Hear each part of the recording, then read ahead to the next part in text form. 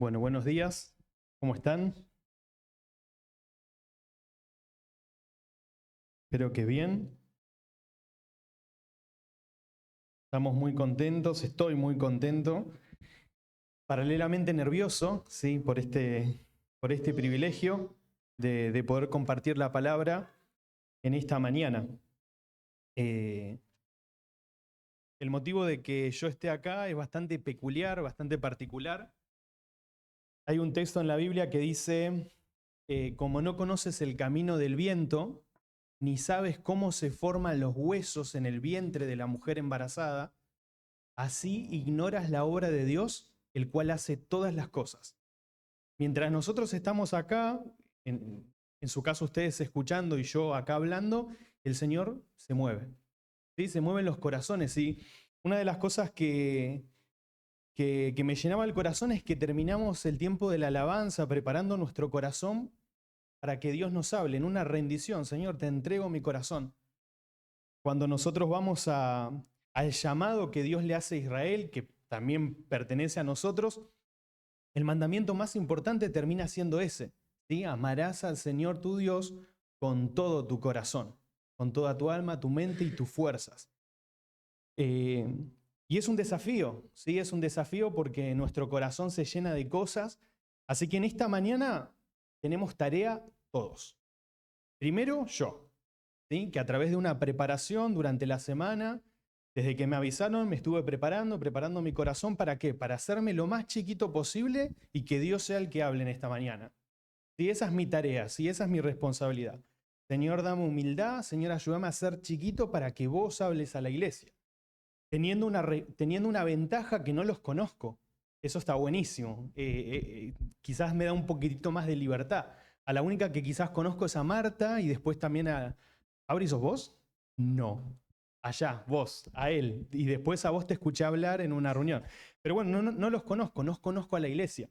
¿Sí? Entonces esa ventaja me da la libertad de que el Señor me use y que ustedes puedan recibir. Pero como dije, tenemos tareas todos y su tarea es la concentración. ¿Sí? Concentrarse, pedirle al Señor que saque todos los pensamientos, las preocupaciones que puede tener el corazón. ¿Quién va a salir campeón hoy en la final de la liga? No, eso dejémoslo afuera. ¿Qué es lo que vamos a cocinar? ¿Qué es lo que vamos a comer? A veces esos pensamientos vienen e impiden, ¿sí?, que Dios nos hable. Así que su tarea es pedirle al Señor, Señor, aleja esas distracciones y ayúdame a concentrarme. ¿Sí? Bueno, para los que no me conocen, mi nombre es Pablo, ¿sí? Tengo 29 años, soy de la iglesia de Caguazú. Y como les decía, de una manera misteriosa el Señor me trajo acá para hablar de un tema en particular. ¿Sí? Una de las características principales que tiene esta comunidad, que es la iglesia, que es el cuerpo de Cristo, ¿sí?, es que se tiene que sobresalir, ¿sí?, o nos tenemos que caracterizar como iglesia por el amor, ¿sí?, el amor unos a otros. Pero también hay otra característica que tiene que sobresalir, ¿sí? Y esta característica a veces es un desafío para nosotros. ¿Sí? Yo no sé cuál es tu situación, no sé cómo está tu corazón, no sé cómo están tus relaciones, pero la característica que el Señor Jesús nos exige una vez que nosotros le entregamos nuestra vida es que tenemos que cultivar en nuestra vida el perdón. ¿Sí? ¿Alguien sabe lo que es el perdón? Haciendo participativo esto. Bien, a ver, algo. Perfecto, tiene que ver con olvidar, por allá atrás, a ver.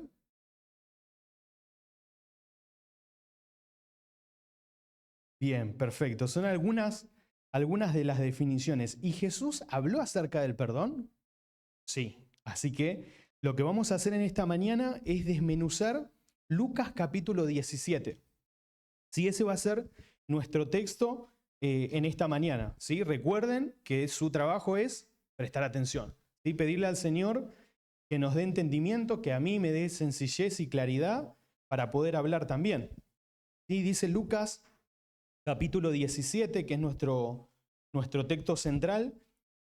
Dijo Jesús a sus discípulos. ¿Sí? ¿A quién se dirigió Jesús? A sus discípulos. ¿sí? Aquellas personas que tomaron la decisión de seguir a Jesús. ¿Sí? Pensemos que Jesús cuando hace su llamado, Él nos pide que dejemos todo. ¿Sí? Recién cantábamos, Señor, te entrego mi corazón.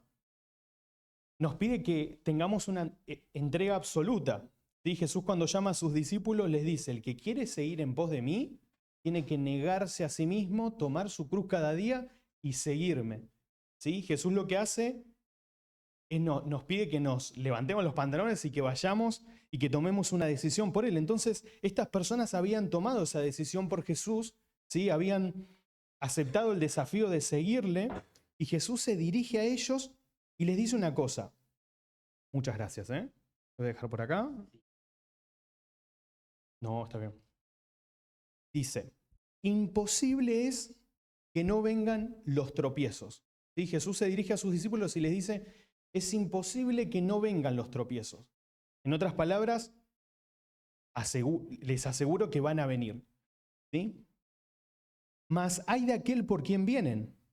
Mejor le fuera que se le atase al cuello una piedra de molino y se le arrojase al mar que hacer tropezar a uno de estos pequeñitos. Versículo 3, mirad por vosotros mismos. Y esta palabra, quizás tropiezo, la podemos relacionar con tropezar. ¿Sí? ¿Quién no se tropezó alguna vez? Jesús dice que en la vida cristiana los tropiezos van a venir. ¿Sí? No podemos evitar los tropiezos. ¿Sí? Tenemos que entender que originalmente esta palabra tropiezos se consideraba como la carnada o el cebo que se le pone a un anzuelo o a una trampa para cazar. ¿Sí? Ese era el primer sentido que se le dio a esta palabra. Años después, la Reina Valera, que es nuestra Biblia, la tradujo como la piedra que se le pone en el camino a alguien para que tropiece. ¿Sí? Jesús lo que les estaba enseñando a sus discípulos es que las tentaciones, los tropiezos, ¿sí? Van a venir. ¿Sí? Es imposible. Ustedes no pueden evitar los tropiezos. Pero Jesús les hace una advertencia, ay de aquel por quien vienen. Mejor le fuera que se le atase al cuello una piedra de molino y que se le arrojase al fondo del mar que hacer tropezar a uno de estos pequeñitos. En otras palabras les dice, los tropiezos no los pueden evitar.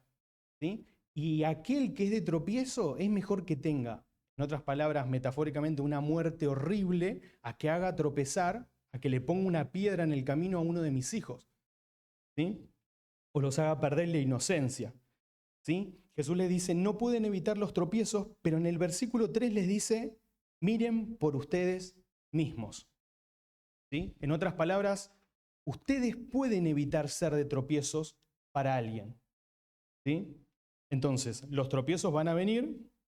Mejor a la persona que es de tropiezo le fuera mejor tener una muerte horrible a que hacer tropezar a uno de mis pequeños. Y Jesús les hace la advertencia y le dice, presten atención ustedes por ustedes mismos. No sean de tropiezo para otra persona. Si no sean esa piedra en el camino de alguien. Y si seguimos leyendo, algo interesante, y que es lo que vamos a hablar en esta mañana, es que Jesús relaciona los tropiezos con el perdonar. Y miren lo que dice la segunda parte del versículo 3. Si tu hermano pecare contra ti, repréndele. ¿Sí? Esto quiere decir que si una persona viene y te hace algo que está mal, ¿sí? Peca contra vos, te ofende, habla mal de vos, no te saluda, no te invita a su cumpleaños, habla por atrás, ¿sí? Algo que te hace mal, ¿sí? Peca contra vos. Dice la Biblia que lo que tiene que hacer uno tiene que reprenderle. ¿Qué significa esta palabra reprender? Significa refutar, sacar a la luz, exponer, corregir con palabras, amonestar, llamar a cuentas, exigir una explicación. ¿Sí? Este es el primer paso que nosotros tenemos que tener a la hora de enfrentarnos con un problema así con un hermano. ¿Sí? El hermano viene, peca contra mí y Jesús nos dice que tenemos que reprenderle, ¿sí? Llamar a cuentas, pedirle una explicación. Pero miren lo que dice el versículo 4. Y si 7 veces al día pecare contra ti y 7 veces al día volviera a ti diciendo, me arrepiento, perdónale. En otras palabras, el otro hermano es insoportable. 7 veces al día. Imagínense una persona 7 veces que te esté pinchando, 7 veces que te que esté haciendo algo que te moleste, Jesús dice, bueno, si 7 veces te peca contra vos y 7 veces se arrepiente, perdonale. Y ese es el desafío que Dios hace, perdonale. Ahora vayamos al capítulo paralelo que se encuentra en Mateo, capítulo 18, que lo que hace Jesús en este capítulo es nos muestra un modelo de cómo debemos perdonar. ¿Sí? Dice el versículo 15 de Mateo capítulo 18, dice, por tanto, si tu hermano peca contra ti, ¿sí? Esto lo leímos recién, ve y repréndele. ¿Sí? ¿Qué significaba reprender? Exigir una explicación, ¿sí? Hermano, pecaste contra mí porque hiciste esto, según la palabra, está mal. Pero acá Jesús es como que nos muestra el modelo bíblico, como que profundiza lo que él estaba diciendo en Lucas. ¿Sí? Dice, Mateo nos cuenta que Jesús dijo, por tanto, si tu hermano peca contra ti, ve y repréndele, estando tú y él solos. ¿Sí? Acá el pasaje nos da una luz un poco más amplia. ¿Sí? Lo que tenemos que hacer es llamar al hermano aparte y pedirle una explicación de por qué pecó contra mí, por qué me ofendió, por qué hizo lo que hizo. ¿Sí? Y la segunda parte del versículo 15 dice, si te oyere, has ganado a tu hermano. ¿Sí? El modelo de Jesús, ¿sí? Tiene que ver con la relación que nosotros tenemos unos a otros. ¿Sí? Nosotros, quizás los que están muchos más años en el camino del Señor, vamos a encontrar que en muchas iglesias se producen divisiones por malos entendidos, porque un hermano ofendió al otro, porque un hermano no lo saludó, y a veces por ignorar lo que Jesús nos está enseñando en Mateo 18, a veces se producen esas rupturas de comunión. ¿Sí? Y Jesús acá nos da luz y nos dice, si tu hermano peca contra vos, llamalo aparte y reprendelo, ¿sí? Pedir una explicación, decirle, mira hermano, me ofendiste, pero con un espíritu de querer arreglar la relación. ¿Sí? Esto es bastante interesante porque requiere mucha madurez espiritual. ¿Sí? Uno necesita realmente tener una entrega al Señor, decirle, Señor, yo quiero hacer tu voluntad, Señor, yo te entrego mi corazón de verdad y me doy cuenta que mi hermano me está haciendo algo, entonces yo quiero arreglar la relación. ¿Sí? Jesús dice, ve y repréndele estando tú y él solos. Si te oyere, has ganado a tu hermano. ¿Alguien sabe cuál es el segundo mandamiento más importante? Sí, Jesús resumió toda la ley en el amar a Dios con todo nuestro corazón, y él dijo, y el segundo es semejante, hablándole a los fariseos, amar a tu prójimo como a ti mismo. Y nosotros vamos a Levítico, ¿sí? Levíticos capítulo 19, vamos a encontrar, este es un libro del Antiguo Testamento, es un libro que contiene muchas leyes, que a lo largo de los años el ser humano no pudo cumplir. Por eso fue necesario Cristo, por eso Jesús vino y tomó nuestro lugar. Pero dentro de las leyes del capítulo 19 de Levítico, encontramos leyes de santidad y de justicia. Dice el versículo 15, no harás injusticia en el juicio, ni favoreciendo al pobre, ni complaciendo al grande. Con justicia juzgarás a tu prójimo. No andarás chismeando entre tu pueblo. No atentarás contra la vida de tu prójimo, yo, Jehová. Versículo 17. No aborrecerás a tu hermano en tu corazón. ¿Sí? Fíjense cómo ya desde el Antiguo Testamento Dios nos conoce, ¿sí? Sabe cómo somos. El apóstol Pablo, un hombre espectacular, ¿sí? Que tenía la vara ya alta, un hombre que dice la Biblia que era hebreo de hebreos en cuanto a la ley fariseo, tenía un currículum espectacular. Él dijo, pero cuantas cosas eran para mí ganancia, las he estimado como pérdida por amor a Cristo. No me interesa nada de eso, porque yo quiero hallarme en la justicia que es por la fe de Cristo, no en mi propia justicia. ¿Sí? Un hombre que dijo, cuando Dios le encomendó la predicación a los gentiles, dijo un llamado que el Señor me lo dio, él dijo, a mí, que soy menos que el más pequeño de los santos. Imagínense él diciendo eso, ¿qué nos queda a nosotros? Pero era un hombre de carne y hueso como nosotros. Dice la Biblia que él decía, lo que quiero no lo puedo hacer, pero lo que no quiero, eso termino haciendo. Miserable de mí, dijo un hombre tan grande que conocemos en la Biblia, ¿quién me librará de este cuerpo de muerte? ¿Sí? Pero termina diciendo, más gracias sean dadas a Dios que nos da la victoria por medio del Señor Jesucristo. ¿Sí? Somos de carne y hueso, ¿sí? Tendemos ya desde el Antiguo Testamento, ¿sí? Dice la Biblia que Dios nos conoce y nos exhorta, no aborrecerás a tu hermano en tu corazón, sino que razonarás con tu prójimo, dice el versículo 17. Ese razonarás es porque a Dios le importa que nosotros estemos bien, ¿sí? A Dios le importa la comunión, ¿sí? Muchas veces la falta de perdón es un tropiezo para nuestro hermano que tenemos al lado, ¿sí? O para la misma iglesia.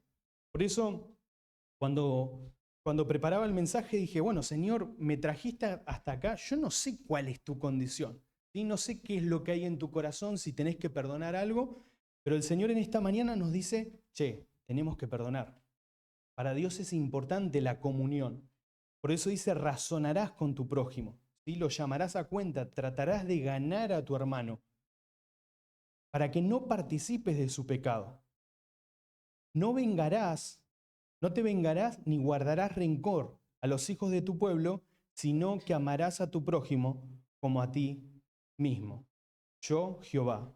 Si ese es el mandamiento que Dios en su palabra nos pide, ¿sí? Que nos amemos unos a otros.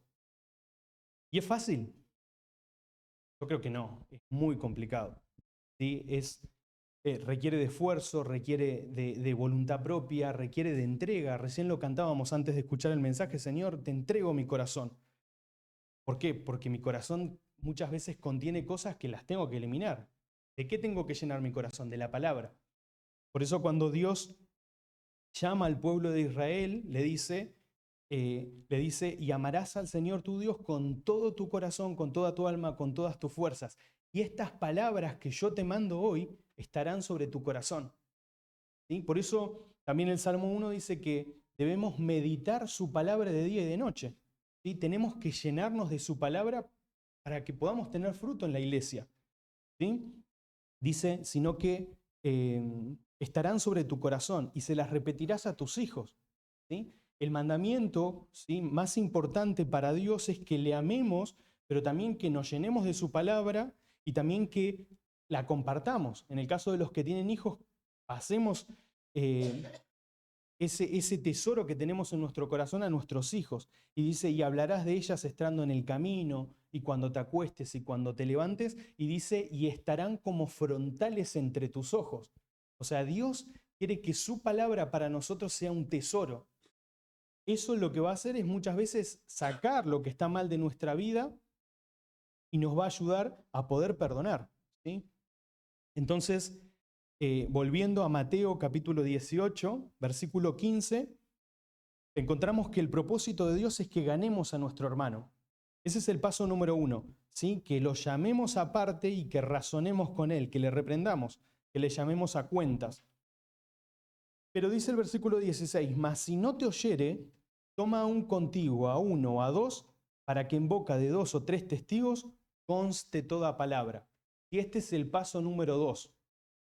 Un dato de color es que el 90%, esto está sacado de un hermano que tiene una trayectoria mucho más amplia que yo, no es que es una estadística que digo yo, que trabajó en consejería y demás, pero el dato que dio es que el 90% de los problemas se resuelven en el paso número 1. Cuando el hermano se acerca le dice, mirá, me ofendiste, hiciste esto, y el otro dice, pero no, la verdad que no me di cuenta. Se resuelve eso. Y en el paso número 1 se resuelven muchos problemas dentro de la iglesia. Pero este hermano decía que tanto como el 90% de los problemas se resuelven en el paso número 1, la estadística es mucho parecida, es bastante parecida en no prestar atención al paso número 1. Entonces lo que hago es, mi hermano me ofende y yo voy al hermano B, C, D, E, F y lo esparzo toda la iglesia con una raíz de amargura de algo que me hizo, ignorando el paso número 1, llamar al hermano y tratar de resolver esa situación. Entonces, si nosotros seguimos el modelo de Dios, hay una gran posibilidad de que se resuelva el problema. Pero hay casos de que no. Dice, mas si tu hermano no te oyere, toma aún contigo a 2 o 3 testigos para que en boca de 2 o 3 testigos conste toda palabra. ¿Sí? Traer otras personas porque en el primer filtro no entendió, no reconoció su pecado, entonces llamar a testigos y hablarle en presencia de ellos. Obviamente que ellos también tienen que aconsejar al hermano, pero dice el versículo 17, si no los oyere a ellos, dilo a la iglesia. ¿Sí? Este texto es bastante controversial porque pensemos que estamos en el Nuevo Testamento, o sea, la iglesia todavía no estaba establecida. Pero bueno, no nos vamos a meter ahí, ¿sí?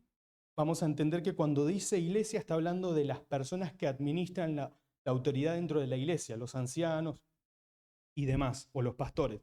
Pero dice, dilo a la iglesia, y si no oyera a la iglesia, tenle por gentil y publicano. Y es como, pensá que tu hermano no conoce a Cristo y no tiene la entrega que quizás tenés vos. Pero ¿cuál es nuestra responsabilidad? Tratar de resolver el problema que tenemos con nuestro hermano. Entonces, para Dios, ¿es importante el perdón? Sí. El rey David decía, examíname, oh Dios, y conoce mi corazón. Esto es algo muy difícil, ¿sí? Porque el corazón es el centro de todo lo que nosotros somos. ¿Sí? El corazón dice que es engañoso más que todas las cosas. Entonces la oración que tenemos que tener nosotros es, Señor, examina mi corazón y pruébame. Es lo que decía David. Examíname, oh Dios, conoce mi corazón y pruébame. Y ve si hay en mí camino de perversidad y guíame por el camino eterno. Y el rey David también decía, crea en mí, oh Dios, un corazón limpio y renueva un espíritu recto dentro de mí. Realmente, hermanos y hermanas, esto es para valientes. Realmente esto es para valientes. Tomar un compromiso con el Señor y decirle, Señor, yo quiero hacer las cosas bien, quiero estar bien con mi hermano. Por eso es muy difícil.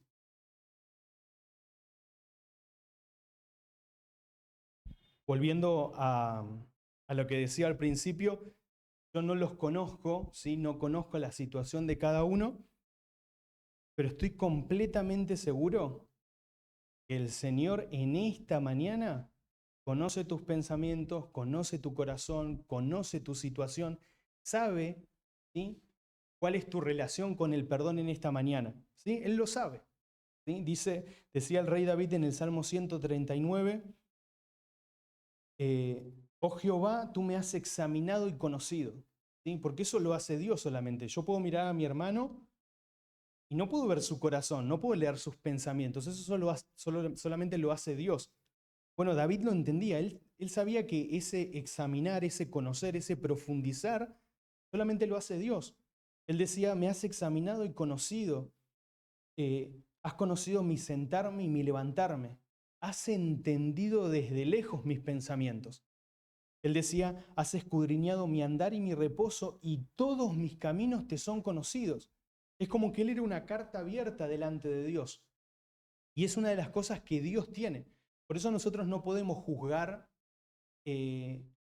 diferentes situaciones porque no podemos ver la historia completa. ¿Sí? Nosotros los seres humanos lo que podemos hacer es ver una parte. ¿Sí? Dice la Biblia que delante de Él están descubiertas todas las cosas. Él puede ver el panorama completo. Y David esto lo sabía. Él decía, antes de que la palabra esté en mi boca, vos ya la conocías.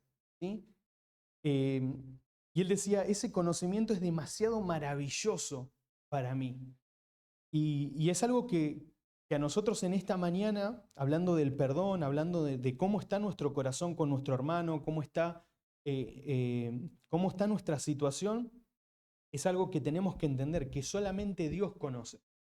Por eso, si nosotros detectamos algún problema dentro de la iglesia entre dos hermanos, lo primero que tenemos que hacer es orar, ¿sí? Orar y pedirle al Señor sabiduría para saber resolver esa situación.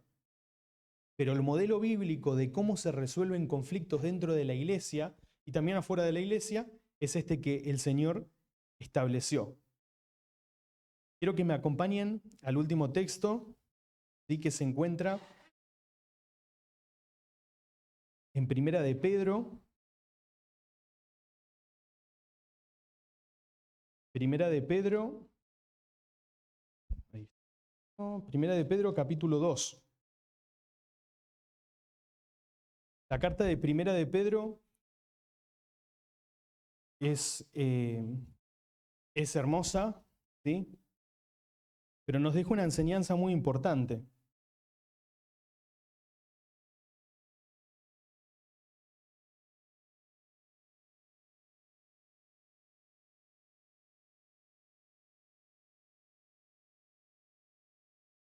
Perdón, es capítulo 1.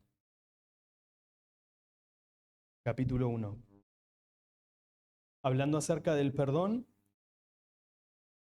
el apóstol Pedro al terminar, al llegar al final de sus días, dice la Biblia que él ya estaba terminando su carrera y que Dios le pide una cosa bastante particular. Dios le pide que escribiera una carta, ¿sí? Para poder guiar y animar a un grupo determinado de cristianos. Y entonces yo pensaba en esta carta y decía, bueno, que lo hablábamos hoy en la cena de la mañana. Dios le dice, necesito que animes y que guíes a este grupo de cristianos. ¿Cuáles eran las características de este grupo de cristianos? Estaban expatriados y estaban esparcidos en una determinada región. Así que no eran cristianos que estaban en su zona de confort. Dice la Biblia que estaban fuera de su tierra. También dice la Biblia que eran protagonistas de la persecución o una de las persecuciones más férreas y dolorosas y crueles de la historia de la iglesia, en manos del emperador Nerón. Entonces, no solamente estaban esparcidos y alejados, sino que estaban siendo perseguidos, masacrados por este hombre. Y el apóstol Pedro, tenía la tarea de animarlos.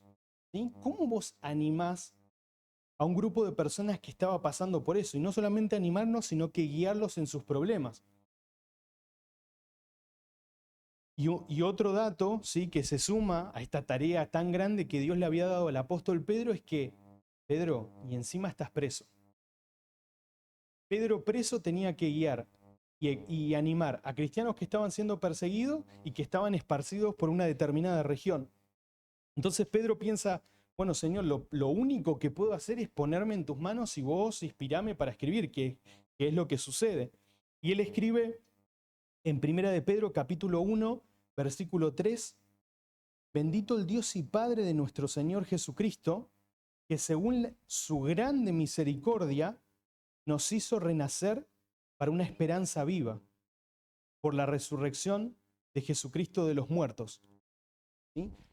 Lo que hace el apóstol Pedro es, en medio de una persecución tan cruel, en medio de un momento tan difícil para ellos, Pedro les dice, miren más allá, ¿sí? Miren más allá.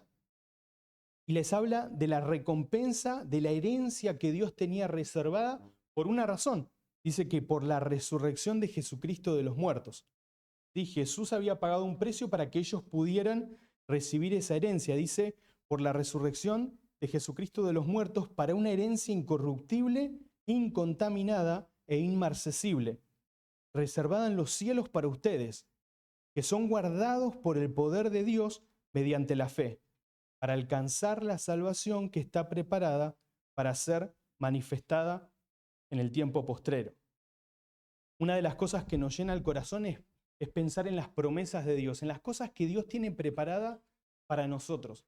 ¿Sí? En este caso, una herencia reservada en los cielos, una herencia que está preparada para nosotros y que es nuestra. ¿Sí? Pensar en que el Señor prometió volver, ¿sí? Y un montón de cosas que tienen que ver con Él hacia nosotros. Pero ¿qué es lo que nos pide Él de nosotros hacia Él? Y una de estas cosas es el perdón. ¿Sí? Una de las cosas es el perdón, algo que nosotros podemos hacer algo que nosotros debemos cultivar y es algo que el Señor nos habla en esta mañana. ¿Sí? Yo quiero terminar con una oración, ¿sí? Esto es algo cortito. Le damos gracias al Señor por la palabra y nada, dejarlos pensando, ¿sí? en cómo está nuestra situación, si tienen que pensar, a ver, Señor, ¿a quién tengo que perdonar? ¿Con quién tengo que resolver algún tema, alguna situación? Señor, tu precio fue muy alto. Y dice la palabra de Dios que Jesús nos dejó un ejemplo para que sigamos sus pisadas. Dice, Primera de Pedro, justamente, el cual no pecó nunca ni se halló engaño en su boca. Dice, quien mientras que le maldecían, no maldecía, mientras que padecía, no amenazaba. Y eso dice Primera de Pedro. Y él es el ejemplo perfecto para nosotros. Si nosotros tuviéramos que mirar un ejemplo, tenemos que mirar a Jesús. ¿Quién más autorizado que Jesús para tomar revancha de lo que se le hizo en la cruz? ¿Sí? Jesús dice la Biblia que mientras que padecía, él no amenazaba, no decía, espérenme 3 días que van a ver lo que le va a pasar. No, dice la Biblia que como oveja fue llevado al matadero, no abrió su boca. ¿Sí? Él estuvo completamente dispuesto a poder perdonar las ofensas de otros. Dice la Biblia que no solamente le pegaban y lo injuriaban, sino que se burlaban de él. Entonces, Jesús es el ejemplo perfecto de lo que es el perdón. ¿Sí? ¿Les parece si oramos para terminar? Padre Celestial, te damos muchas gracias en esta mañana. Gracias por este tiempo, Señor, que pudimos compartir. Gracias por tu palabra, Señor. Gracias por tu Espíritu Santo, Señor, que habla a nuestros corazones. Gracias porque nos desafías. Gracias porque en medio de este mundo, Señor, que va en una dirección, nosotros tenemos que ir en otra. Un mundo en donde se nos enseña golpe por golpe, se nos enseña la cultura de la venganza, se nos enseña la cultura del rencor. Señor, tu palabra nos enseña otra cosa, Señor. Tú nos enseñas a que tenemos que perdonar, nos pides que perdonemos, no solamente porque le hacemos un bien a nuestra comunidad, a la iglesia, sino que también a nosotros. Nos sacamos un peso de encima, Señor, que tú no quieres que llevemos y nos pides que corramos con paciencia esta carrera que tenemos por delante, como dice tu palabra, Señor. Ayúdanos, danos la fuerza. Sabemos que somos débiles, Señor, que nuestro corazón muchas veces se llena de cosas, de rencores, de falta de perdón, de situaciones, Señor, que muchas veces nos suman. Pero, Señor, te pedimos que nos ayudes a tomar tu ejemplo y a poder seguir tus pisadas. Te lo pedimos en el nombre de Jesús. Amén.